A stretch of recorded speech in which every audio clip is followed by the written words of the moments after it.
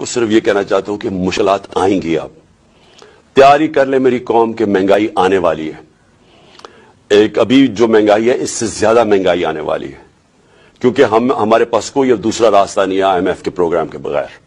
अगर हम आईएमएफ का प्रोग्राम में नहीं जाते तो हम डिफॉल्ट कर जाएंगे, जिससे और ज्यादा मजीद मुश्किलात होंगी जो कि हम इस प्रोग्राम में जब जाएंगे तो हमारे पास आएंगी।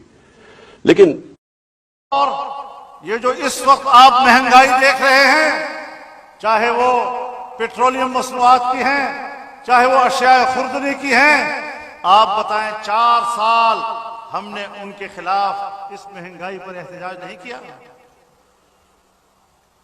लेकिन मुआहिदे कर लिए। अब ये मुआहिदे दर हकीकत आने वाली हुकूमत के लिए मुश्किल।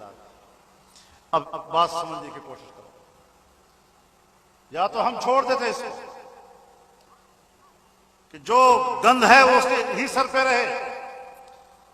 आज आपका मुल्क टूट चुका होता या टूट जाता, और अभी खुद कहा है कि फौज आपस में लड़ेगी, फिर कहता है मुल्क 3 हिस्सों में तकसीम होगा। ये कहां से वही आ गए उसके ऊपर? ये ख्यालात कहां से पेश कर रहा है? तो हमने यही फैसला किया कि जितना जल्दी हो, जब तक मुल्क है उससे वापस लिया जाए, और वापस लिया। लेकिन महंगाई का एक बड़ा बोझ उसने हमारे सरों पे लाद दिया था। अब ज़ाहिर गरीब आदमी ने तो यही देखना है कि आज हुकूमत किसकी है।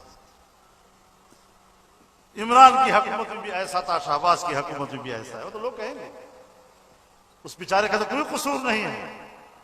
लेकिन 4 सालों का गंद और 4 सालों की गलाजत और 4 सालों में मुल्क की मईशत को दलदल में फंसाने के बाद उसको वहां से निकालना कुछ वक्त तो लगेगा भी ना। ऐसा तो नहीं है मुआवजे तुमने किए हैं। आज आईएमएफ मुझे कर्जा देने को तैयार नहीं है, और फिर मुआहिदों में हमारे दोस्त ममालिक को तुमने जामिन बनाया, वो जमानत की वजह से मेरी मदद नहीं कर सकते। तो तुमने तो न मुझे आलमी इदारों का छोड़ा और न अपने दोस्तों का छोड़ा। तो क्या किया जाए?